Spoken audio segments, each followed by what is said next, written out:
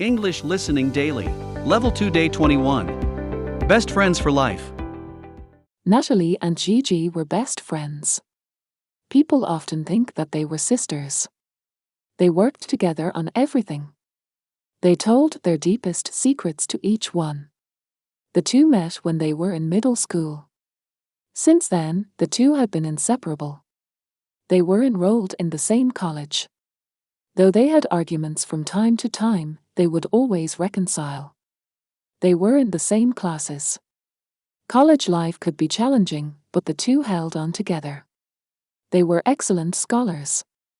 They were Denver residents. They both returned home together during college breaks. They had mutual friends. Their families were friends too. It's great to have a best friend. Everyone should have at least one best friend. Secrets. Secrets. Secrets. Arguments. Arguments.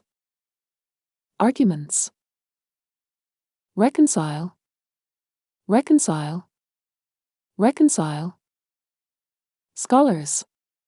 Scholars. Scholars. Residents. Residents. Residents. Natalie and Gigi were best friends. People often think that they were sisters.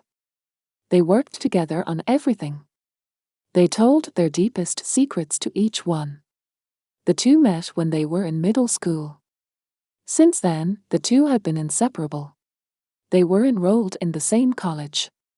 Though they had arguments from time to time, they would always reconcile. They were in the same classes. College life could be challenging, but the two held on together. They were excellent scholars. They were Denver residents. They both returned home together during college breaks. They had mutual friends. Their families were friends too. It's great to have a best friend. Everyone should have at least one best friend. Thanks for practicing with us. Join us for another English conversation practice. Please check out our other videos.